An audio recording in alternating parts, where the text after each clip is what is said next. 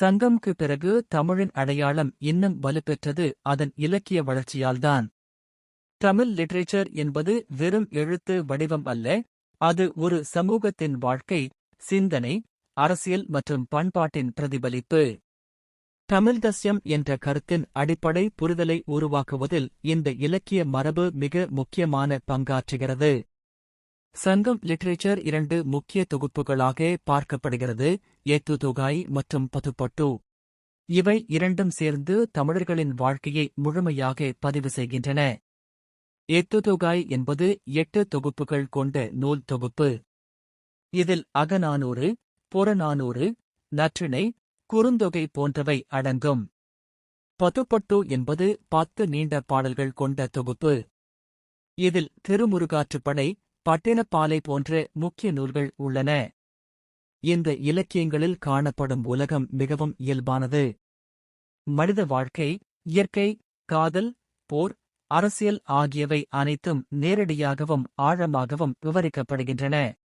உதாரணமாக, புறநானூற்றில் அரசர்களின் போர் வீரத்தையும் தியாகத்தையும் பாடல்கள் வெளிப்படுத்துகின்றன.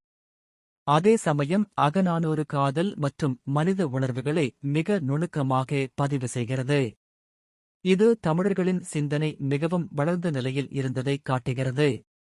சங்கம் லிட்ரேச்சர் ஒரு முக்கிய விஷயத்தை வெளிப்படுத்துகிறது, அது சமூகத்தின் பல்துறை வாழ்க்கை. அங்கு அரசர்கள் மட்டுமல்ல, விவசாயிகள், வணிகர்கள், பெண்கள், கலைஞர்கள் என அனைவரும் இடம்பெறுகின்றனர். இது அந்த கால சமூகத்தின் பல்வேறு நிலைகளை வெளிப்படுத்துகிறது. தமிழ்தஸ்யம் பார்வையில் இது முக்கியமானது, ஏனெனில் இது தமிழர்கள் ஒரு முழுமையான நாகரிகம் கொண்ட சமூகமாக இருந்ததை நிரூபிக்கிறது. அந்த காலத்தில் தமிழ் மொழி மிகவும் ஸ்ட்ரக்சர்ட் ஆகஸ்ட் இருந்தது.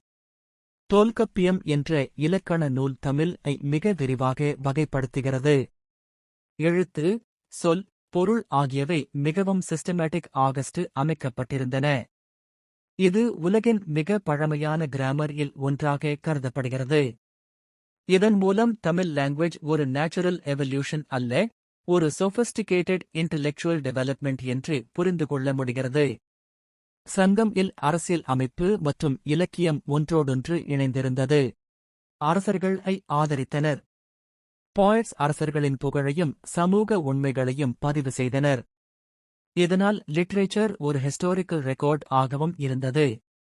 தமிழ்தஸ்யம் சிந்தனையில் இது முக்கியமானது, ஏனெனில் இது தமிழ் ஐடென்டிட்டி ஒரு டாக்குமெண்டட் கண்டினியூஸ் ஹிஸ்டரி உடையது என்பதை காட்டுகிறது.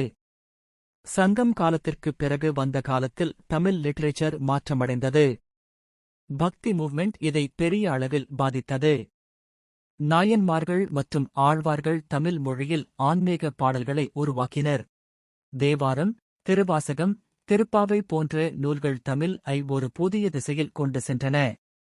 இது வெறும் இலக்கியம் அல்ல, மக்கள் வாழ்க்கையோடு நேரடியாக இணைந்த டிவோஷனல் எக்ஸ்பிரஷன் ஆகஸ்ட் இருந்தது.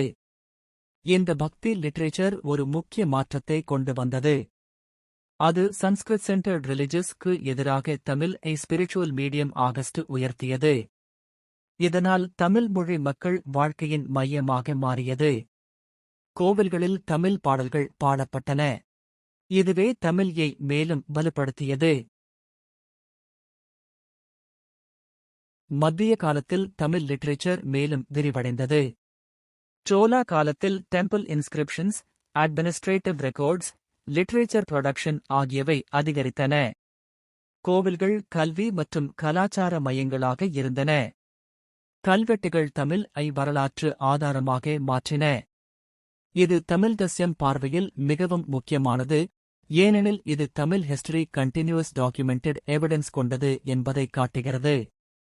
பின்னர் வந்த விஜயநகர் மற்றும் நாயக் காலங்களில் தமிழ் லிட்ரேச்சர் ஒரு புதிய கலவையை பெற்றது. சன்ஸ்கிரிட் இன்ஃப்ளூயன்ஸ் இருந்தாலும் தமிழ் லிட்ரேச்சர் தனித்துவத்தை இழக்கவில்லை. சிலப்பதிகாரம் போன்ற எபிக் லிட்ரேச்சர் தமிழ் உலக தரத்திற்கு கொண்டு சென்றது. இலாங்கோ அதிகல் எழுதிய இந்த காப்பியம் தமிழ் சொசைட்டி, ஜஸ்டிஸ், மொராலிட்டி மற்றும் கல்ச்சர் ஆகியவற்றை விரிவாக விவரிக்கிறது. சிலப்பதிகாரம் ஒரு முக்கிய கருத்தை வெளிப்படுத்துகிறது, அது இண்டிவிடுவல் ஜஸ்டிஸ் மற்றும் மோரல் ட்ரூத். கண்ணாகி என்ற கேரக்டர் ஒரு சமூக அநீதிக்கு எதிராக நிற்கும் சிம்பிள் ஆகஸ்ட் மாறுகிறாள். இது தமிழில் எத்திக்கல் கான்ஷியஸ்னஸ் மிகவும் உயர்ந்த நிலையில் இருந்ததை காட்டுகிறது. இதற்குப் பிறகு தமிழ் லிட்ரேச்சர் கிராஜுவல் டிக்ளைனுக்கு சென்றது என்று சில ஹிஸ்டோரியன்ஸ் கூறுகிறார்கள். ஆனால் அது முற்றிலும் மறையவில்லை. மேனுஸ்கிரிப்ட்ஸ், ஓரல் ட்ரெடிஷன்ஸ் மற்றும் டெம்பிள் கல்ச்சர் மூலம் அது தொடர்ந்து உயிருடன் இருந்தது. மக்கள் பாடல்கள், ஃபோக் ஸ்டோரிஸ் மற்றும் லோக்கல் ட்ரெடிஷன்ஸ் மூலம் தமிழ் கல்ச்சர் தொடர்ந்து பரவியது. இதே கண்டினியூட்டி தான் தமிழ்தஸ்யம் சிந்தனையின் முக்கிய அடித்தளம்.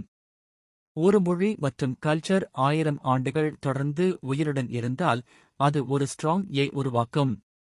தமிழ் லிட்ரேச்சர் இந்த ஏ தெளிவாக காட்டுகிறது. இதனால் தமிழ்தஸ்யம் என்ற கருத்து லேட்டர் இல் உருவாகும்போது அது வெறும் மாடர்ன் பொலிட்டிக்கல் ஐடியா அல்ல, அது ஒரு ஏன்ஷியன்ட் லிட்ரரி இன் தொடர்ச்சி என்ற பார்வையை பெறுகிறது. தமிழ் லிட்ரேச்சர் அதன் பேக்போன் ஆகஸ்ட் இருக்கிறது.